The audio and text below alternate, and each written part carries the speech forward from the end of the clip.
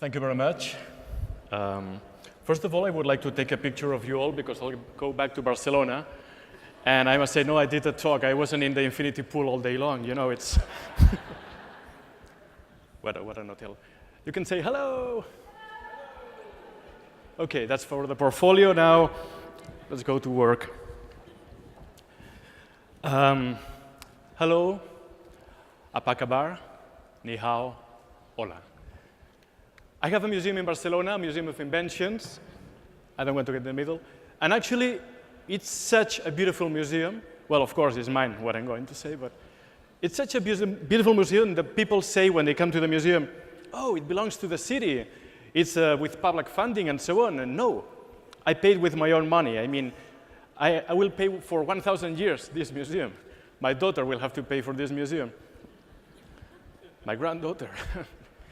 All my generations. So actually, the people that work with me said, you know, we should put a picture of you on a wall, just to tell people, no, this is the guy who's paying for all this. And when you go into the museum, there's a white wall. You go inside, and at the right, there's a white wall, and I said, OK, let's put a picture of you there. And for 5 years, I have the museum. I never wanted a picture of me. I don't like pictures of me having there. So, you know, if I was Brad Pitt, I would take an iPhone and take a picture of me, and that would be it. But I need a good photographer.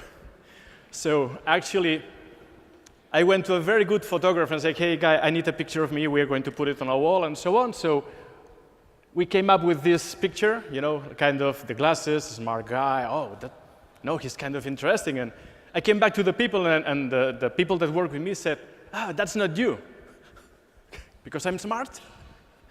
So I came back, and I went for another picture, and it was this one. Super charismatic, you know, this kind of guy, wow, super strong. It was done with an 18th century camera. I mean, it's an original with metal and so on. And they said, no, not this one. It's, you know, you seem a psycho killer. People, they're going to go inside and, don't go into this museum, they're going to kill you, you know, like Hitchcock. So let's go for another one. And I came with this one. Yeah, come on, I'm cool. I like me like this, no glasses. It was, where's the camera? You know, here. So look in there. And they said, no, that's not you. And I just was, OK, what can I do? And you know, in the middle, I was taking pictures of myself, going back and forth, going to the street, just relaxing, going back again. And the photographer just came out and took a couple of pictures of me in the streets of Barcelona. It was this picture. And they said, yeah, that's you. I said, no, come on. Not with a hoodie, I'm fat. I'm not going to put this in a wall in my museum. Come on, you're crazy. No, it's you. And they say, why? Why it's me? There's a little detail. There's a detail here in my left foot. That's the way I stand. I always, I never stand with my 2 feet like this. I put my feet like this, my left, always. I don't know why. And, you know, I ask people, why I do this? I said, because you're a little kid, because, you know, only little kids do this, only babies. And when you grow older, you know, and you're an adult, whoop, your feet are like this. Just try it after when you go out, just, how do you stand? But I'm like a little kid. You know, this small angle, this 5 degrees probably, that makes the difference. That's the difference. And that's why I'm an inventor. I sell patents. I'm myself an inventor. And of course, I'd like to change the world. Of course. I have this foot like this. I want to change the world. But you know, I don't want to change the world by doing that huge invention. I want to give small ideas a chance to exist. You know that kind of ideas that you're in the middle of the night, you wake up and, wow, I'm going to break the internet, and I'm going to do this, I have an app, or whatever idea you have. OK, I want to give those ideas a chance to exist. Because I really believe that ideas are there, anywhere. I mean, ideas are kind of, it's not that we have an idea. It's that ideas call us, come on, me, I want to exist, make me, make me. Ideas are here, are there, are everywhere. And you have to give them the chance to exist. It's like, OK, I'm going to make you come true.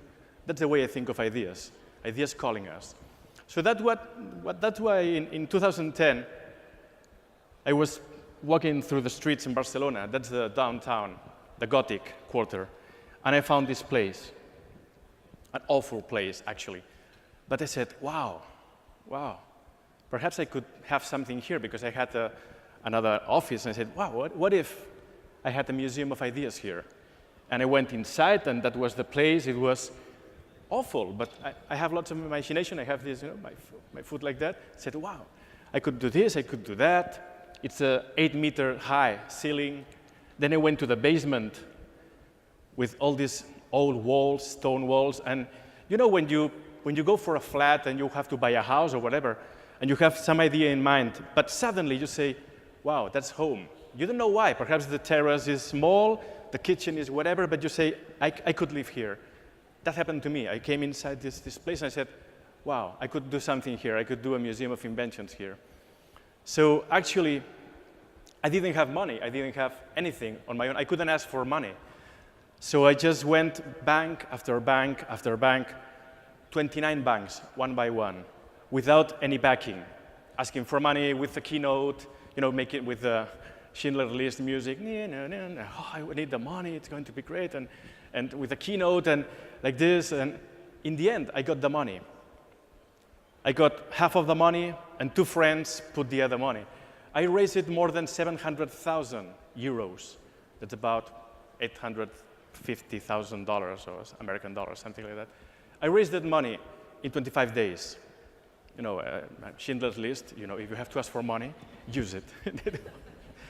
Terrible. They say, stop it. That's the money. So some months later, the MIBA, the Museum of Ideas and Inventions in Barcelona, was born. That was 2011. So that was the place before the money, and that is the place after the money. I mean, this is a huge museum. I love this museum, but I love more my museum. That's a very nice museum. This is the place as you enter before. Then it's our shop right now when we sell inventions. The white wall is right there. The basement, and you can see the basement right now. It's small. It's about 700 square meters, more or less. But people get in love on this museum because it's alive. Cirque du Soleil came 3 years ago. Cirque du Soleil, they've seen everything. So they came there, and they said, wow. And they invited me to their headquarters in Montreal. Actually, it's almost 2 years I'm traveling back and forth to Montreal, trying to do something with them. They fall in love with this small place. This is our baseline, our claim in Catalan. No tot està inventat. Still much left to invent. We don't care about all the inventions. We only care about nowadays inventions, contemporary inventions, inventions that any one of you could do. This is a slide that goes from one floor to another. You can see the slide, because actually inventing is like throwing yourself into a black hole, like jumping. You don't see the end. When you're in the middle, it's like, oh no, I shouldn't do that, but it's too late. Just super quick, and then cross your fingers, and you don't die, something like that. So actually, that's my brother trying the slide. Somebody had to try it. It wasn't going to be me, of course. Imagine something happens. I mean, I have 2 brothers. If something happens, I have another brother. That's not a problem. And this is the place where we do workshops and things for children, visitors, and so on. Actually, we have almost 20,000 students every year from schools coming to the museum. And in global, we would say we have 50,000 visitors every year. In 5 years, 250,000 visitors we had. Not bad, not bad. But actually, what I wanted to tell you today is about children. We have a contest in the MIBA that we call Mini MIBA. So we tell children just to draw an invention. We don't want them to be skilled in anything. Just draw an invention. Imagine something, draw it out, and that's it. And we take a winner a month. And we give them a patent and a prototype. And the patent goes to the name of the kid, not the parents. The parents, oh, to me. No, it's for the kid. From 6 to 12-year-old. So you can imagine an 8-year-old girl with a patent like this and going to be a millionaire. So kids like this, from 6 to 12 years old. This is the day we call the parents. You can see the father's face. I'm going to be rich. Going to be rich. Imagine, these kids, they go to the museum a Saturday afternoon. They draw an invention. They go away. and suddenly, a couple of months later, you receive a call. Hello, the MIBA, Museum of Inventions, you have awarded a patent. And the father, clock. Despair. So that's it. What kind of inventions? For example, I'm in the middle? Sorry, I'm in the middle, or it's okay? Okay. This is a plate that's for doing diet, because it has these small holes, so all the fat goes down, you move it a little, and you eat without fat, and you stay healthy. Two inventors. Another one, this is a pillow that will wake you up. You know, in the morning, beep, beep, beep, beep, beep, pum, beep, beep, beep, beep, beep, pum. Stop it. No, it's a pillow that buzz, bzz, bzz, so you wake up, and the other one can sleep perfectly. The inventors. Or this one, a smart shoe. Beautiful idea. You won't step on something you don't want to. Imagine a landmine, imagine something dangerous. It has this camera here, so it detects where you're about to step. In case you're going to step, it does mark, mark, okay. You don't put your feet over that. Super clever. So actually, what we did with this is we took a very difficult step. We said, okay, we have these 6 to 12 years old boys and girls. What if we went to an invention show and we competed against adults? What if we said, okay, forget about this children category, and we're going to compete against them, adult against children? So we went to the British Invention Show in London. It's a very important invention show, not because of the size, but it's very relevant. So we have all these judges, the judge panel from Unilever, Harrods, Procter & Gamble, you name it. And we said, okay, so we have these inventions from 6 to 12 years old boys and girls, and we want to compete against adults. So forget about the children category. You just, okay, 0 to 10, sustainability, 7, okay. And then you add it all up, and let's see what happens. So the families, they paid the ticket from the pocket, because we paid everything, but we could not pay for them tickets. I mean, it was, the grandmother coming, everyone's coming, going to pay for that. Come on, you paid. So you have the children here. This is the classical black tie award ceremony. Here are the kids. All these guys here, departments of research, R&D of businesses, universities, you name it, they were all adults, from all over the world. We're going to win, and so on. And then it comes the moment, okay, and the winner is a 7-year-old girl. Oh, yeah, I did the same. Well, the mother did the same. The mother was like, my daughter, running, taking photographs, and so on. It was unbelievable, because that's a double gold award in the British Invention Show. That's a very important award. So, we came back to Barcelona, and we said, hey, we can do something better. I mean, we're winning against adults. What if we did a program at schools? We call it Inventors Box. We teach them attitudes, we promote, we do patents. So actually what we did is we went to schools with this program. We teach kids to do stuff, to do these drawings. We went to London, and here is the show, and blah, and so on. And we've done this for 3 years. Every year, one of our kids wins a prize. Every year. Then they come back, the media, television, they were like, oh, this little girl, yes, with an idea. Yes, I have an idea. It's like, because actually, when you have an idea, when you knock on someone's door, before you open your mouth, the person that's in front of you will say, I don't believe you, or I believe you. Before you even open your mouth. Because if a 7-year-old girl enters in an office, they would say, that's nothing. If they can something, with a PhD and so on, okay, what are you about to say? So what we thought is, okay, how do children invent? I work as consultant for many international companies in innovation. And I said, which are the bases upon what children invent? So first of all, their ideas are unexpected. They think in the opposite way. They're going to open their mouth and you don't know what's about to happen. It's like, what? For example, this is an idea from some architects in Holland. That's a bridge. But instead of doing a normal bridge, they did another bridge. The other way around. So clever. Why it's so nice, this idea? Because it's invisible. It's the only bridge that doesn't exist. I mean, oh, what a beautiful bridge. Where it is? There. I don't see it. That's the beautiful part of it. An invisible bridge. Super interesting on Holland. Of course, what happens if the water goes up? Oh, well, come on, we can solve that, okay? We will talk about that later. Yeah, I know. Many problems, but if you begin with problems, you're not going to do nothing. Okay, let's say it will work. That's it. Another idea, beautiful idea from Belgium. You want to do scuba diving, but you are, you go like this, palm, hop, beautiful. Oh, you did it perfect. Yeah, I know. I'm so posh. So why not? I mean, there's a market for this. I'm sure there's a market for this. Absolutely. You can imagine your Instagram underwater like this. You're going to break it. Or this idea, this is a coffee with milk, a solid coffee with milk. Instead of liquid, solid. And this is a croissant, a liquid croissant, the other way around. Well, I invented this. So actually, you dip a coffee with milk in a croissant, and not a croissant in a coffee with milk. You do it the other. What's the use of it? Well, it was fun. I did it. I call a chef, called Frank Ferrero. He's a super chef. Hey, guy, I have this idea. What if we... Okay, let's go. And we did it. And it tastes fantastic. Anytime I come back here to Singapore, I'll take the chef with me and we'll try it all together. You'll love it. Second thing kids do, they make people smile, always.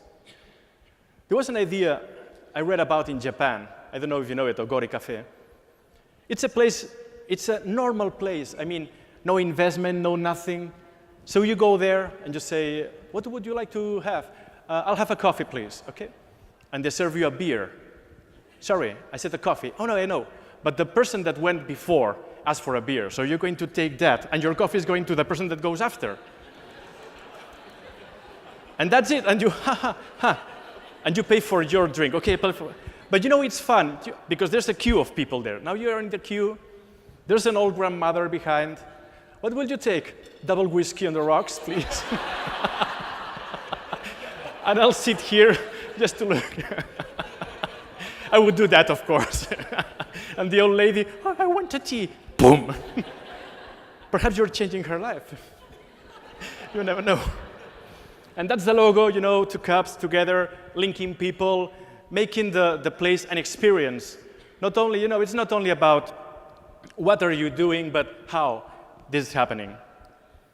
Another very good idea, making people smile. Okay, there was a guy that had you know, the children throwing food at the table. Said, come on, guys, stop it. You're not professional. You have to do it perfectly. So he came up with this idea. So you can, you know, it's very difficult to point like this. You need a spring. So he cut all the forks and the knives, and he did like this in the spoon, so they can throw it perfectly. Beautiful idea. Or this idea. There's always someone, some moron in the office that's going to steal your sandwich, you know. So you have this bag. Yeah. So when you put the sandwich inside the bag,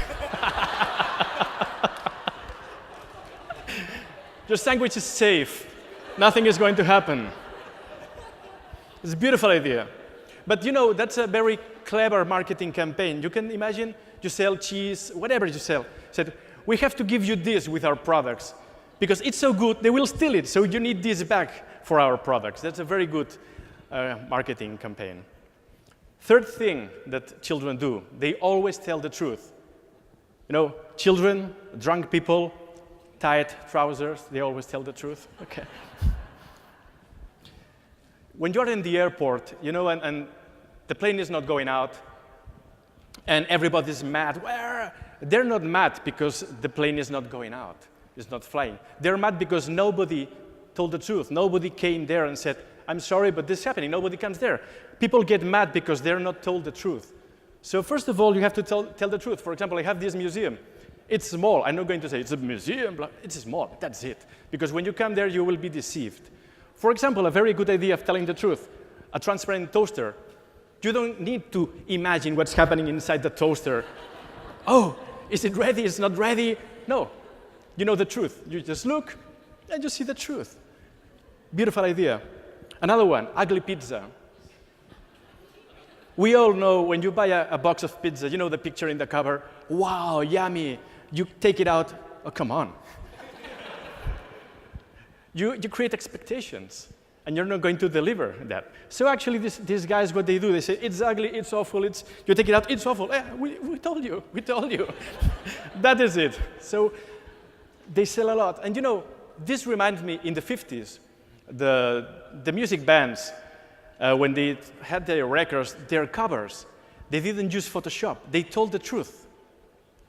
These were the covers back in the 50s. They told the truth. I mean, you saw this and said, oh, they must sing so well. I mean, come on. What about these guys? Oh, this? Come on, at least put like this. Don't go. It's a picture, yes, put straight away. Or that one, which is my camera. Come on. Yeah, he's looking at two cameras at the same time. Hell, yeah. Just focus. That's the thing they must. You get crazy like that. So telling the truth is basic. Whatever you do, whatever you have, tell the truth. Fourth, provoke emotion. Your product, your experience has to provoke emotion. This is a beautiful idea I saw in the Makers Faire in New York back in 2011. It's a swing that provokes emotion. Wow, beautiful. It's like you have to cross your fingers that the engineer did his work. It's like, that is not going to freeze the computer or nothing like that. So that's a beautiful idea. Or this idea, this is furniture for children with a certificate that they don't have monsters inside. So actually, this is my idea. I did this idea 3 years ago. I founded the company. This is the first product we did. It's a bed with a periscope.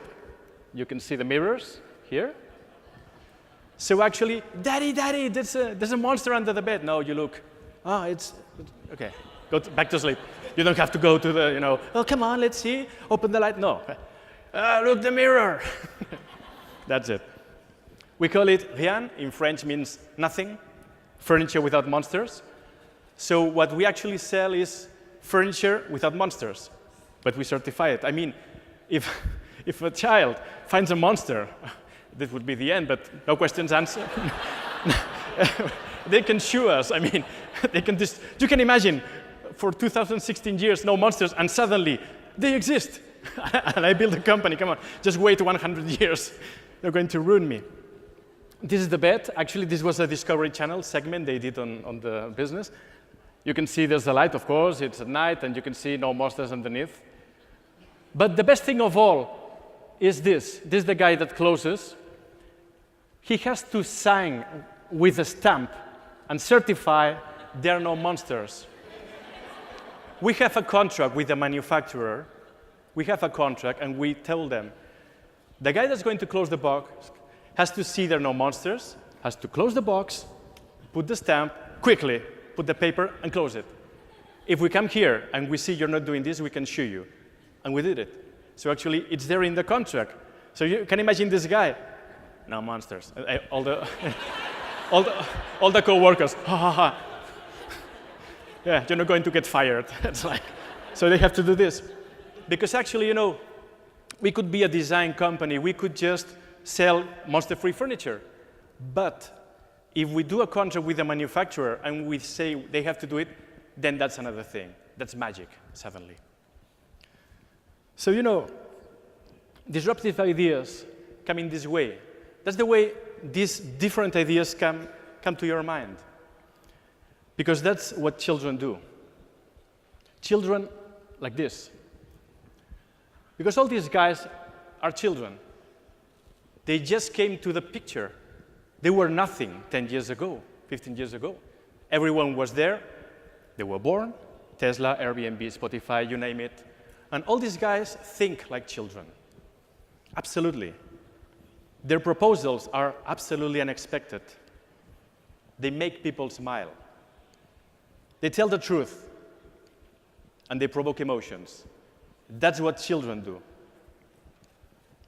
And they took a very difficult first step. That's to believe that their idea, this crazy idea, this unexpected idea, worth the money. And they went for it. You can imagine Elon Musk, I'm going to go to Mars, I'm going to do rockets, come on. He's there with the Tesla, whatever. Spotify, Airbnb, all these businesses, they put money into something that was crazy, let's say, Netflix in the beginnings. And adult companies, big companies, they are absolutely afraid of taking that first step. They're mad at doing that first step. You know, when I'm a consultant and I go to companies and they give me a brief and I sit with them and they say, okay, let's imagine the future, what's going to happen, what do you think we could do, which are the opportunity paths and so on. And I tell them, okay, I would do this or that. And they look at me like this. It's like, it's like telling them, you have to jump from a plane. It's no. Yeah, you have to do this. No. But you love Airbnb. Yes, you have to do this. No. Come on. They did it. You have to do it. No. And this reminds me also, you know, when you have this very, very, very, very good friend. So good friend that when you say goodbye, it's like, you would give a kiss, you know, like this. But there's that impossible distance. It's absolutely impossible. I mean, you can't. And it's like you're frozen. That happens to companies. They really like it. They want to go there. They want to be them. But and summer comes and they melt. And that's the end. And they close. They bankrupt. But it's all inside your head. It's here. But it's also here. Because this makes the difference, absolutely. This small angle makes the difference.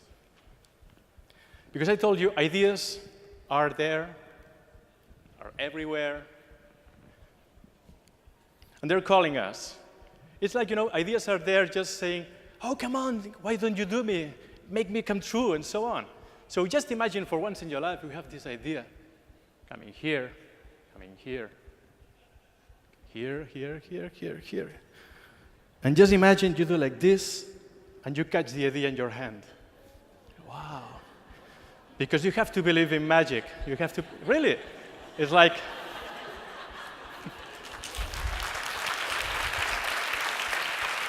but you know, when you have the idea in your hand, when you do this unexpected thing, you can look it, you can make it go there and there. Because magic happens. But just remember, here is this. That when you put back your feet on the ground, ideas disappear.